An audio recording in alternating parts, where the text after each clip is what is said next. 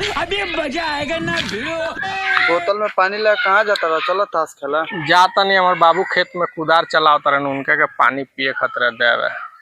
उनका प्यास लगी तो चल जेन घर है खूब बतियावता रही पर बिगाड़ू चाचा अपने खेत में बैसाख के दिन में कुदारी चलावत रहन तो गिर गई रहलन। जा 2 लाख रुपया लागल बा। राती होत रहे पीपर तर पंचायती केहू बेटा देवे के तैयारी नहीं है।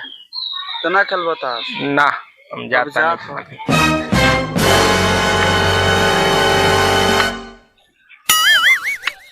चलो बाबू पानी पिए। अच्छा ठीक बा।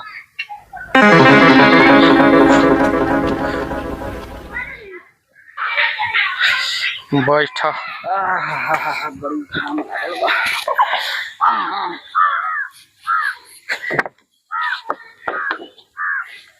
हो आज केना सूरज उगल खजे तू हमरा खतरा पानी लेकर चल अइल ह। सब दिन तो तोहार थाहे ना लागत रख। राते बिगाड़ू चाचा ला पंचायतिया भइल तो रल ना हो हम तो दिन भर कुदारी चलाओ तानी साझे वही लाग जाला तो सूत गनी हम ना गई रहनी। का भइल कही रहल तू? काल पंचायती होत रहे पर कुदारी चलावत नहीं बैसाख में। हाँ हाँ हो चमारवा में चलावत रहल। तो वही जा गिर रहलन। हाँ उनका बीमारी में 2 लाख रुपया लाग गइल बा। अभी उतना नीमन भइल नहीं खन लाग गइल होई।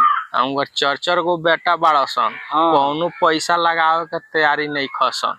हाँ हाँ सब अपने कमा मेहरारू के बस में सब पड़ल बा। तो कहल राती पंचायती में जे 5 कट्ठा खेत बेच देता नी और लोग के कर्जा दे घाले आ जौन बची तो अपने देह में लगाए।